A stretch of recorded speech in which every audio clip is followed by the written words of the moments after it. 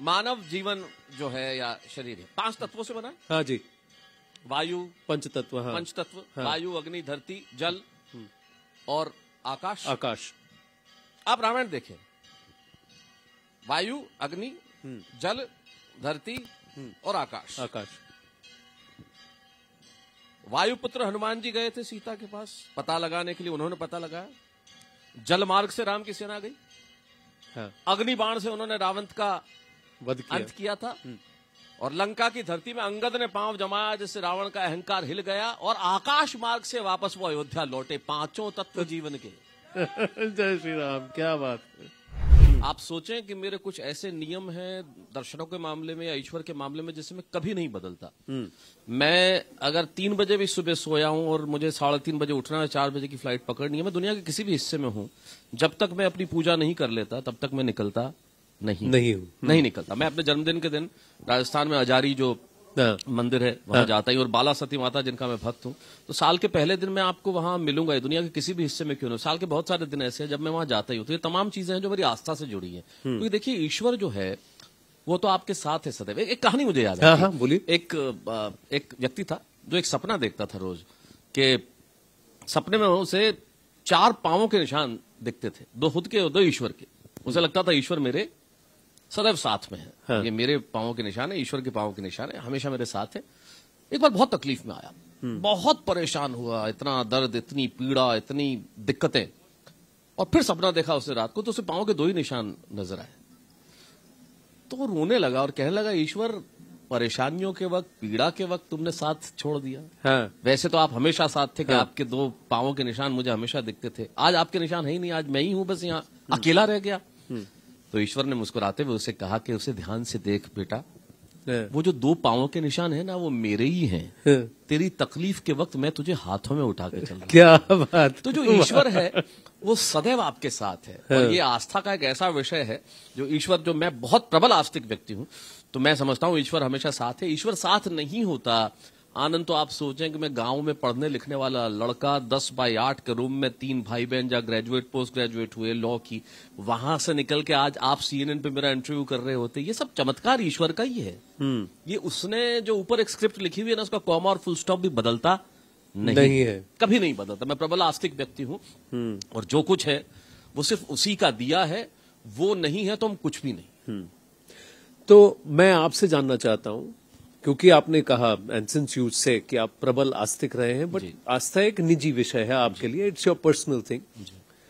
Why is Ram so integral to Bharat in every corner of Bharat? आप जोधपुर से आते हैं, मैं दक्षिण का रहने वाला हूँ, हम अयोध्या में बैठ के बात कर रहे हैं जी। पर हम जहां जाएंगे कोई ना कोई अगला जो होगा वो राम उसका नाम में जुड़ा होगा, या फिर ग्रीटिंग का स्टाइल राम राम होगा, या कहीं ना कहीं राम तो रहेंगे।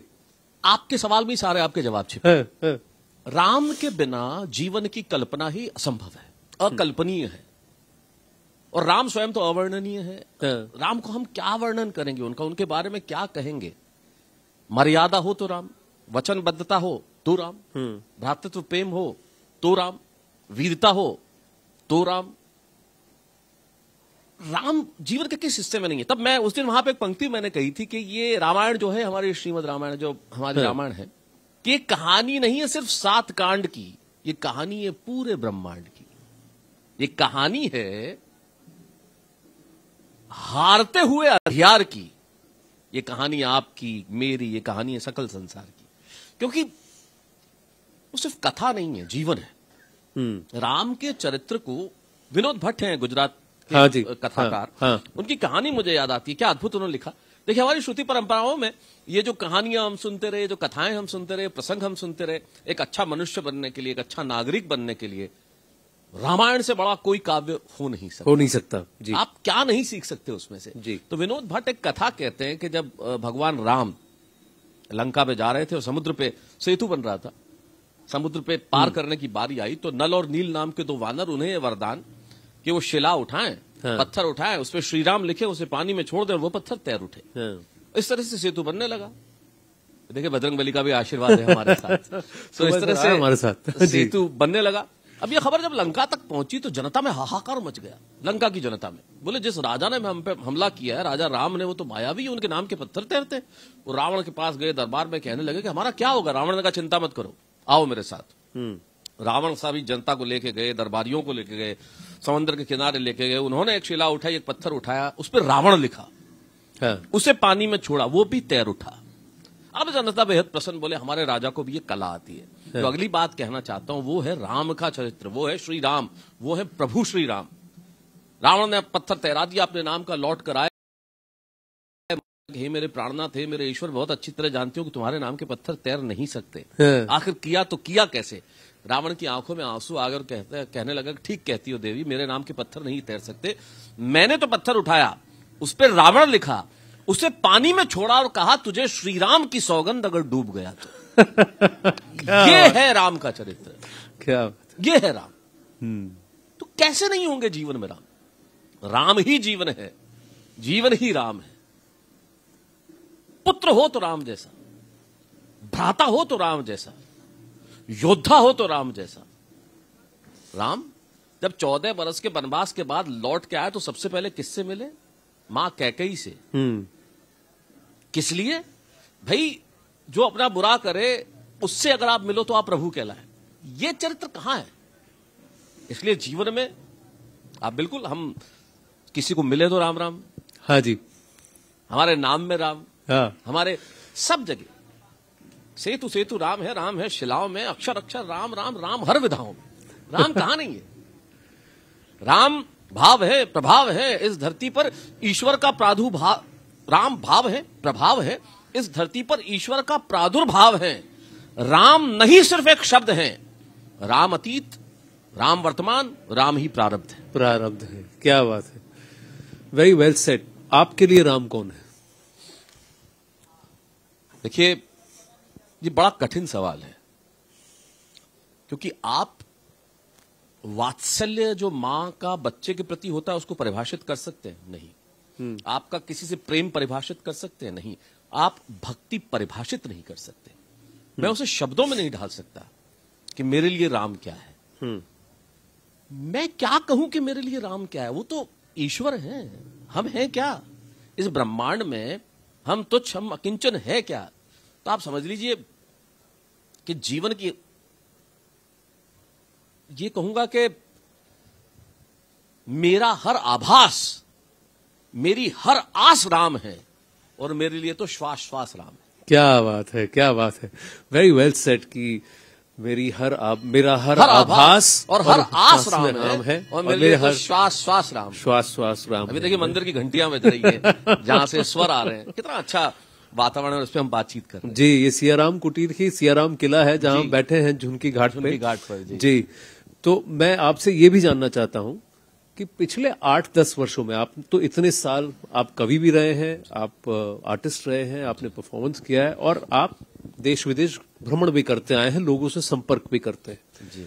तो पिछले 8-10 सालों में, खासकर नरेंद्र मोदी जी के कार्यकाल में, आपको लग रहा है कि चेंज समाज में भी आ रहा है, जहां हमारा रुझान वापस हमारी प्रथाओं पर, हमारी सभ्यता पर हो रहा है, और कहीं ना कहीं ये इसे आप राम मंदिर और रामलला के पुनः विराजमान होने से देख रहे हैं? देखिए, निश्चित तौर पे जब आपका अगुआ कोई व्यक्ति ऐसा हो जो आपकी संस्कृति को पुष्ट करने में बहुत विश्वास रखता हो, जो आपकी संस्कृति को महान मानता हो और उसके लिए आपकी संस्कृति सर्वोच्च हो, तो निश्चित तौर पे जो मशाल उठा के चल रहा है, जो हमें राह दिखा रहा है, जो नेतृत्व कर रहा है, जब वो संस्कृति के लिए इस कदर शिद्दत से कोई काम करता है, तो निश्चित तौर पे नई पीढ़ी देखती है, सोचती है, सुनती है।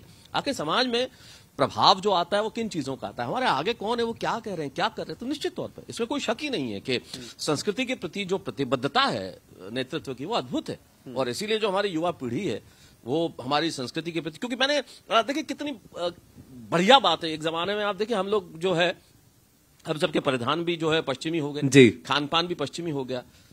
तब कहीं एक जगह बोला था कि आदमी अपनी संस्कृति से क्यों इतनी जल्दी ऊब जाता है? अरे पश्चिम की तरफ मत भागिए, वहां जाके तो सूरज भी डूब जाता है। और आज वो स्थिति है कि हमारा सूरज दुनिया भर में उग रहा है। आज भारतवर्ष के लिए पूरी दुनिया के अंदर जो सम्मान का जो भाव उत्पन्न हुआ है वो अद्भुत है, वो कमाल का है।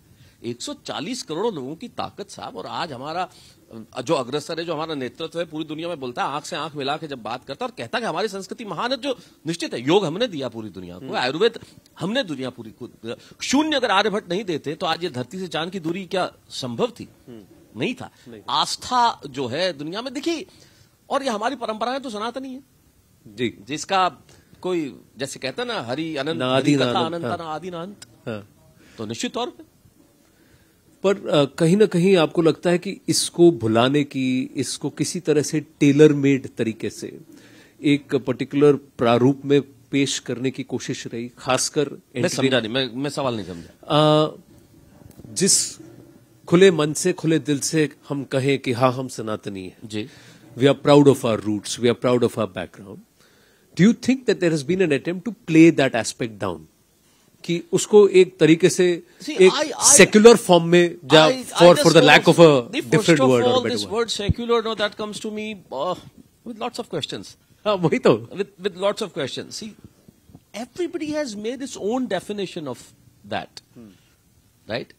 हर आदमी ने अपने फायदे के हिसाब से उसकी परिभाषा बना ली है। अब उसमें डाउन किया जाए, अटेम्प्ट किया जाए या डेलिब्रेट किया जाए, ये मुझे नहीं मालूम, लेकिन हाँ निश्चित तौर पे कहीं ना कहीं ऐसा जरूर रहा होगा कि कहीं आदमी को ये कहते हुए गुरेज होने लगा होगा कि हाँ आई एम प्राउड, लेकिन yes now we say that yes we are proud and we should say, why not?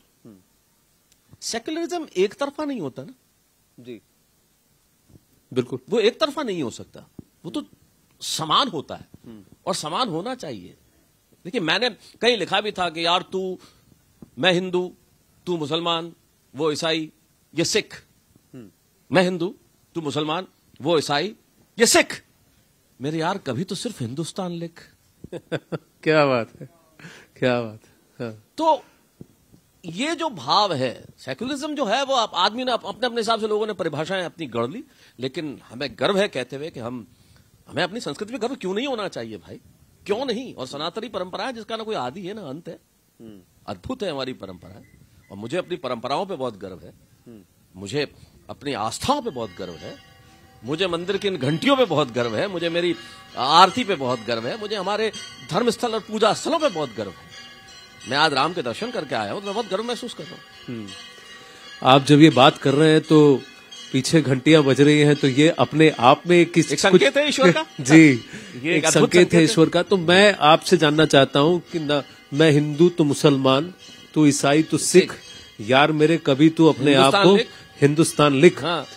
तो ये हिंदुस्तान और हिंदुस्तानी की परिभाषा क्या होगी? जहां रहने वाला हर व्यक्ति, हर व्यक्ति, आप छोड़ दीजिए ना, हर व्यक्ति, आप मैं सब हिंदुस्तानी हैं। इसमें परिभाषा में पढ़ने की क्या जरूरत है? अपनी धरती है, अपना देश है, हमारा कण कण रोम रोम प्राण प्राण इसमें बसते, बस। और हर हिंदुस्तानी के लिए राम कौन है? आराध्य है, सर्वोच्च शक्ति है, हमारी शक्ति का केंद्र है, हमारी शक्ति के केंद्र का आस्था का परम बिंदु है। राम तो अनंत है। रामायण आप देखें ना, क्या बढ़िया बात है। मानव जीवन जो है या शरीर है 5 तत्वों से बना है। हाँ जी, वायु, पंचतत्व। हाँ। पंचतत्व, हाँ। वायु, अग्नि, धरती, जल और आकाश। आकाश। आप रामायण देखें, वायु, अग्नि, जल, धरती और आकाश। आकाश। वायुपुत्र हनुमान जी गए थे सीता के पास पता लगाने के लिए, उन्होंने पता लगाया। जल मार्ग से राम की सेना गई। हाँ। अग्नि बाण से उन्होंने रावण का वध किया। अंत किया था। और लंका की धरती में अंगद ने पांव जमाया जिससे रावण का अहंकार हिल गया, और आकाश मार्ग से वापस वो अयोध्या लौटे। 5 तत्व जीवन के। जय श्री राम, क्या बात है। तो जीवन ही वही है।